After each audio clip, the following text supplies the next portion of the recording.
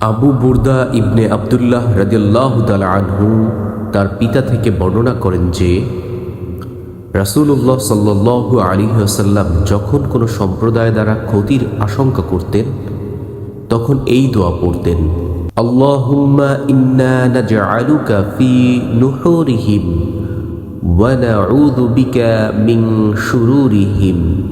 আল্লাহুম্মা ইন্না নাজআলুকা ফি নুহুরিহিম ওয়া নাউযু বিকা মিন শুরুরিহিম। অর্থ, হে আল্লাহ, আমরা তাদের মোকাবেলায় আপনাকে যথেষ্ট ভাবছি, তাদের অনিষ্ট থেকে আপনার কাছে আশ্রয় চাচ্ছি। অর্থ, হে আল্লাহ, আমরা তাদের মোকাবেলায় আপনাকে যথেষ্ট ভাবছি এবং তাদের অনিষ্ট থেকে আপনার কাছে আশ্রয় চাচ্ছি।